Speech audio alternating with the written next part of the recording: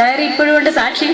മൊത്തം പാട്ടുകൾ അണ്ണൻ എഴുതി ട്യൂൺ ചെയ്യും. എൻ്റെ പ്രകാശ് അണ്ണൻ എനിക്ക് ഇല്ലാതെ പോയതിന് ഭയങ്കര സങ്കടം, പറയാൻ പറ്റത്തില്ല, ഇമോഷനായി പോവും. പിന്നെ അങ്ങനെ ഒരു പിന്നെ ഞാൻ കോളേജ് വിദ്യാഭ്യാസം ഞാൻ എല്ലാം പറഞ്ഞിട്ടുണ്ട്, എല്ലാവരോടും ഞാൻ എല്ലാം പറഞ്ഞിട്ടുള്ളതാണ്. അത് എല്ലാവർക്കും അറിയാവുന്ന കാര്യമാണല്ലോ, എൻ്റെ കാര്യം എല്ലാവർക്കും അറിയുന്നതാണ്. എൻ്റെ ക്ലബ്ബാണ് എന്നെ അംഗീകരിച്ചിട്ടുള്ളത്.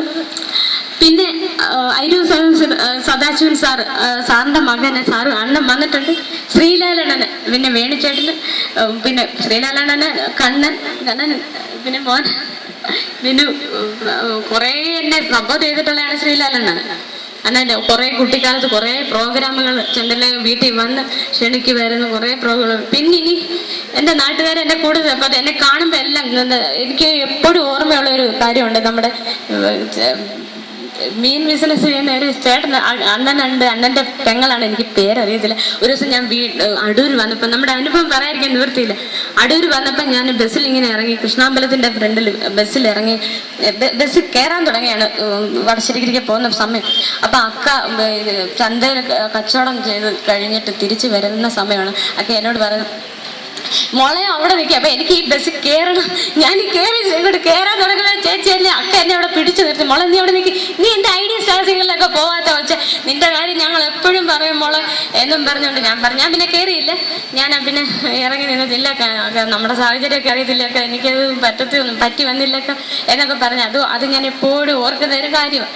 പിന്നെ എൻ്റെ വീട്ടിലെൻ്റെ അറിയാമല്ലോ, എല്ലാവർക്കും അറിയാവുന്ന കാര്യമാണ്, അച്ഛൻ മരിച്ചുപോയി. അമ്മയാണ് വളരെ കഷ്ടപ്പെട്ട് പഠിപ്പിച്ചതാണ്.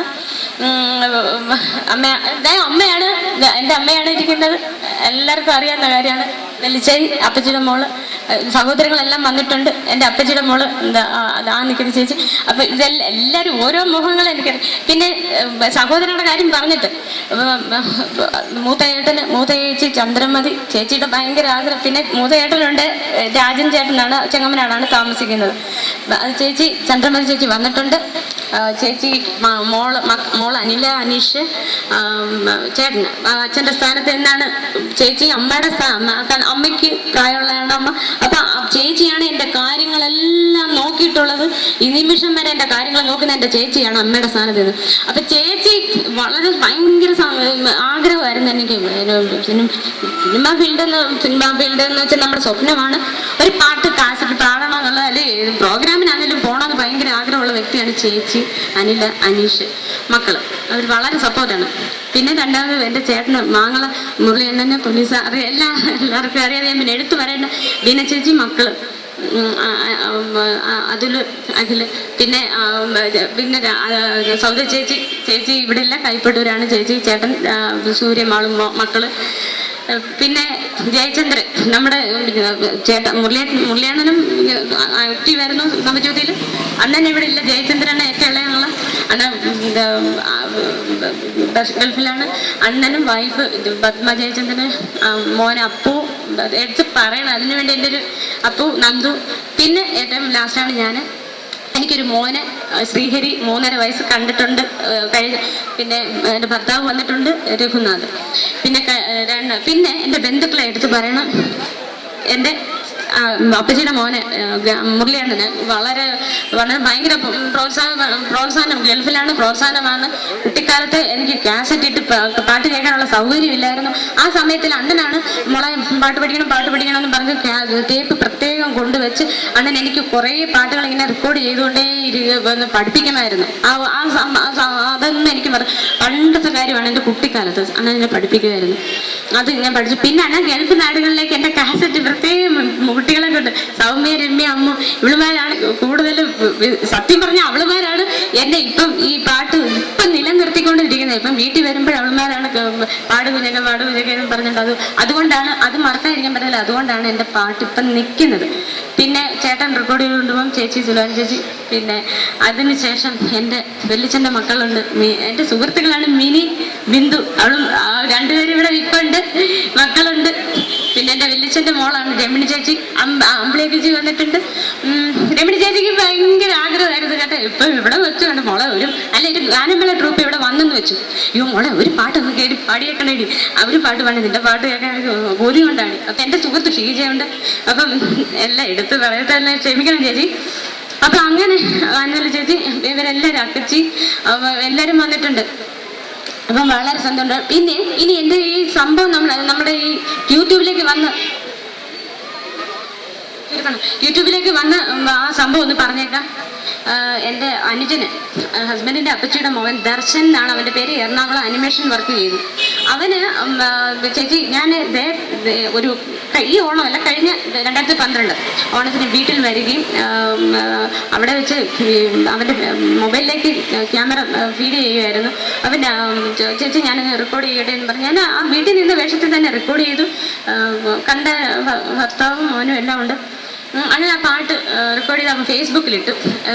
Contact number കൊടുത്തിട്ടില്ലായിരുന്നു. പിന്നീട് അത് ഈ 5-6 ദിവസത്തിന്റെ വ്യത്യാസത്തിൽ അത് ക്ലിക്കായി സ്പ്രെഡായി ലോകത്തിന്റെ വിവിധ കോണുകളിൽ മലയാളികൾ എല്ലാവരും ഇത് ചോദിച്ചു. ഈ ബ്രിട്ടീഷ് പത്രത്തിലൊക്കെ ന്യൂസ് വന്ന് ഈ കുട്ടി ആരാണ്, ഈ കുട്ടി എവിടെയാണ് ഈ കുട്ടിയുടെ വീട്, കണ്ടെത്തുന്നവർ എത്രയും വേഗം കണ്ടെത്തുക, കോണ്ടാക്ട് നമ്പർ ബന്ധപ്പെടുത്തുക എന്ന് പറഞ്ഞു. അപ്പം അങ്ങനെ നമ്മുടെ ബിജുവണ്ണനെ അറിയാം, ശ്രീധരചേട്ടൻ വന്നിട്ടുണ്ട്, വെച്ചാറിന്റെ മോനാണ്. ബിജുവണ്ണൻ വന്നിട്ടുണ്ട് തിരുവനന്തപുരം. ബിജുവണ്ണൻ വന്നിട്ടുണ്ട്. ബിജുവണ്ണനാണ് കോണ്ടാക്ട് നമ്പർ ഞങ്ങളോട് ചോദിച്ച്, അതൊരു മോളെ ഞാൻ കൊടുത്തേക്കട്ടെ നിന്നോട് ഇങ്ങനെ അന്വേഷിക്കുന്നുണ്ട്. അപ്പൊ അങ്ങനെ വേഗം കോണ്ടാക്ട് നമ്പർ കൊടുക്കുകയും അങ്ങനെ ഞാൻ കൊടുത്തോളാൻ പറഞ്ഞു. അന്നാ ഞങ്ങൾ കൊടുക്കുകയും പിന്നെ വിളിയുടെ എനിക്കറിയത്തില്ല, എൻ്റെ മലയാളി നമ്മുടെ പ്രവാസി മലയാളികള് വിളിയുടെ വിളിയോട് വിളി, ഓരോ സെക്കൻഡിൽ അവർ വിളിച്ചുകൊണ്ടേയിരിക്കും. ഇത് നിമിഷം ഇപ്പം മൊബൈൽ ചാർജ് ഇല്ല, സ്വിച്ച് ഓഫ് ആയിപ്പോയി. അങ്ങ് വിളിയോടെ വിളിയായിരുന്നു. അത് ഈ നിമിഷത്തിന് തുടങ്ങി. അതെനിക്ക് എൻ്റെ ഇതെല്ലാം ഒരു ദൈവത്തിന്റെ നിയോഗമാണ്. അതുകൊണ്ടാണ് ആ കുട്ടി അതിൽ ഫേസ്ബുക്കിൽ ഇടാൻ കാര്യം, അതുകൊണ്ടാണ്. അപ്പൊ അത് ദൈവത്തിന്റെ അനുഗ്രഹമാണ്. എൻ്റെ നാട് എനിക്ക് വേണ്ടി ഒരുപാട് പ്രാർത്ഥിക്കണം. കാരണം ഒരു സന്തോഷ വാർത്ത എന്ന് പറയുന്നത് ഈ ജോയി കെ മാത്യു സാറിന്റെ അറ്റൻഷൻ എന്ന ഫിലിമിലേക്ക് വേണ്ടി എനിക്കൊരു ക്ഷണം വന്നിട്ടുണ്ട്. ഞാൻ ദൈവത്തോട് പ്രാർത്ഥിക്കുന്നു, എല്ലാവരും അത് പ്രാർത്ഥിക്കണം. പിന്നെ ജോജി വാര്യപുരം നമ്മുടെ പത്തനംതിട്ടക്കാരനാണ്. ആ പയ്യൻ വീട്ടിൽ ഇന്നലെ വന്നിരുന്നു. അപ്പൊ അദ്ദേഹം നാളെ ഷൂട്ടിങ് സ്റ്റുഡിയോ വർക്കാണ് എറണാകുളത്ത്. ജോജി ലവ് സ്റ്റോറി എന്നാണ് പടത്തിന്റെ പേര്. അദ്ദേഹമാണ് സംഗീത സംവിധാനം നിർവഹിക്കുന്നത്. അപ്പം ഇതിനിടയ്ക്ക് ഞാനൊരു കാര്യം പറയും. അപ്പം പ്രാർത്ഥിക്കണം, എല്ലാവരും പ്രാർത്ഥിക്കണം. സാറ് ഇന്നലെ വീട്ടിൽ വന്നെന്ന് പറഞ്ഞാൽ അത് മറന്നുപോയി, എല്ലാം മറക്കുന്നുണ്ട്. നമുക്ക് ഭയങ്കര ടെൻഷനായിപ്പോയി ഞാൻ.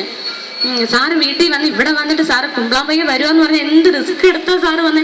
എനിക്ക് ഒത്തിരി സാർ നന്ദിയുണ്ട് സാർ. സാറ് വീട്ടിൽ വരും. അപ്പം നമ്മുടെ MLA സാർ ഈ സമയത്ത് ഞാൻ അവിടുത്തെ ശരിയാണ് സാറ് MLA സാർ അവിടെ വന്നിട്ടുണ്ട്. പിന്നെ ആ സമയത്ത് സാറ് ഞാൻ തിരുവനന്തപുരത്ത് ഷൂട്ടിങ്ങിൽ ഈ ഇതിൻ്റെ ഒരു അന്യോന്യം നമ്മുടെ കൈരളി പീപ്പിൾസ് ഷൂട്ടിങ്ങിലായിരുന്നു. അന്യോന്യം എന്ന് പറഞ്ഞ പ്രോഗ്രാം കാണണം, അത് റെക്കോർഡ് ചെയ്ത് വെച്ചേക്കുക. അത് 2-3 ദിവസം കഴിയുമ്പോൾ അതിങ്ങനെ കണ്ടുകൊണ്ടേയിരിക്കും. പീപ്പിളിലും കൈരളിലും മാറി മാറി കണ്ടുകൊണ്ടിരിക്കും. പിന്നെ ഏഷ്യാനെറ്റ് ചേട്ടന്മാർ ഇവിടെ വന്നെന്ന് അറിഞ്ഞതിൽ സന്തോഷമുണ്ട്, പറയാതിരിക്കാൻ നിവൃത്തിയില്ല. പിന്നെ ഒത്തിരി FM അത് ഞാനങ്ങ് വിട്ടുപോയി. റേഡിയോ FM, ഗൾഫിലെ റേഡിയോ FM വിളിച്ചുകൊണ്ടേ ഇരിക്കും. എനിക്ക് അറ്റൻഡ് ചെയ്യാൻ പറ്റാത്ത കാര്യം, നമ്മുടെ നാട്ടിൽ സ്വീകരണം, ഇനി വൈകിട്ട് ചെയ്യുന്ന സ്വീകരണമുണ്ട്. പാട്ടിനിടയ്ക്ക് വേണം പഠിക്കാൻ. ഇനി പാട്ട് പഠിച്ചിട്ടില്ല. ഇതെല്ലാം എൻ്റെ പിള്ളേർ എന്നെ ഒരുപാട് പ്രോത്സാഹിച്ചതിൻ്റെ ഫലമാണ് കേട്ടോ. ഞാൻ പ്രസംഗം എനിക്കറിയത്തില്ല, അതുകൊണ്ട് ഞാൻ ഇങ്ങനെയൊക്കെ പറയുന്നത്. പിന്നെ ഓക്കെ, അപ്പം ഒരുപാട് നന്ദിയുണ്ട്. പ്രാർത്ഥിക്കണം, എനിക്ക് വേണ്ടി പ്രാർത്ഥിക്കണം. ഇപ്പം ഒരുപാട് നന്ദിയുണ്ട്. ഞാൻ നമ്മള് യൂട്യൂബിലൂടെ ദൈവം തമ്മിൽ സഹായിച്ച് എന്നെ അനുഗ്രഹിച്ച് ആ പാട്ട് ഞാൻ അങ്ങ് പാടാം.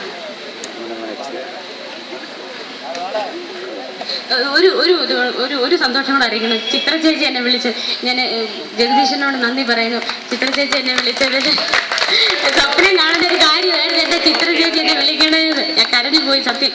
പിന്നെ മുഖ്യമന്ത്രി സാർ എന്നെ ഇന്ന് രാവിലെ വിളിച്ചു, അഭിനന്ദനങ്ങൾ അറിയിച്ചു. പിന്നെ വളരെ സന്തോഷം. സന്തോഷമുണ്ട്. സാറ് പറയും എൻ്റെ ചന്ദ്രലേഖ എനിക്ക് തൻ്റെ പാട്ട് ഇങ്ങനെ കേട്ടാൽ പോരാ, നേരിട്ടൊന്ന് കേൾക്കണമെന്ന്. പിന്നെ അടുത്ത മാസം കുറേ വിളിച്ചിട്ടുണ്ട് നമ്മളെ ആദരിക്കാനായിട്ട്. അടുത്ത മാസം ഇന്ത്യൻ മലയാളി അസോസിയേഷന് തിരുവനന്തപുരത്ത് വെച്ചൊരു ആദരിക്കൽ ചടങ്ങ് നടക്കുന്നുണ്ട്. ഇതെല്ലാം ദൈവത്തോട് ഞാൻ നന്ദി പറയുകയാണ്, ഇതെല്ലാം ദൈവത്തോട്. പക്ഷെ എൻ്റെ ഇങ്ങനെയല്ല ആണെങ്കിൽ തന്നെ ഇതൊക്കെ പക്ഷെ എൻ്റെ നാട്ടുകാര് എപ്പോഴും പ്രാർത്ഥന വേണം എന്നോട്, എൻ്റെ കൂടെ ആ പ്രാർത്ഥന ഉണ്ടാവണമെന്ന് ആശംസിച്ചുകൊണ്ട് നന്ദി പറഞ്ഞുകൊണ്ട് ഞാൻ എൻ്റെ വാക്കുകൾ നിർത്തുന്നു.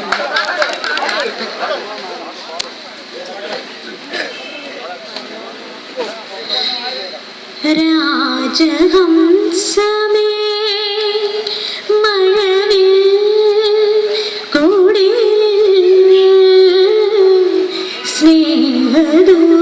സ്നേഹദൂതുമായി വരുമോ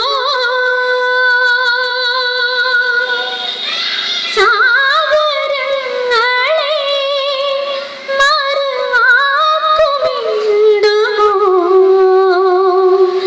എവിടെ എൻ്റെ സ്നേഹഗായകൻ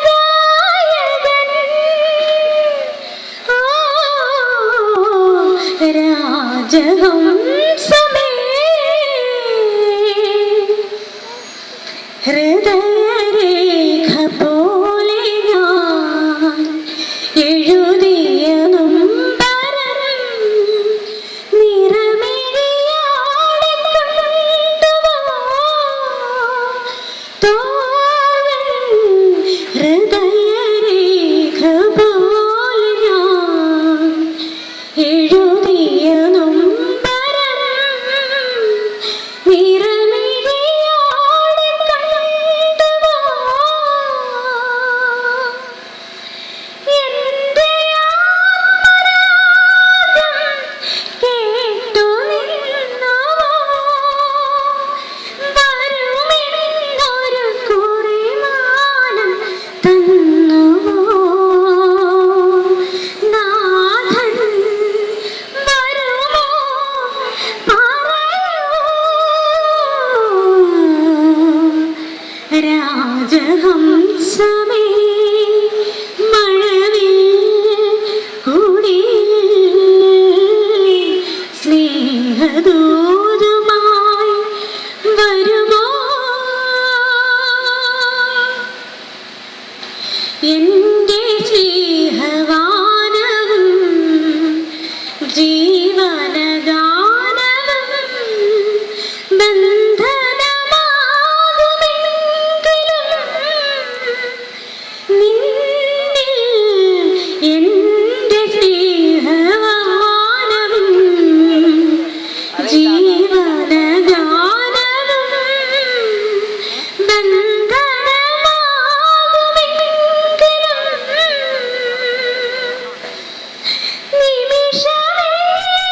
നിമിഷമേഘമായി ഞാൻ പെയ്തു തോർന്നിടാം. നൂറായിരം ഇതളായി നീ വിടരുമോ ജന്മം യുഗമായി നിറയും രാജഹംസ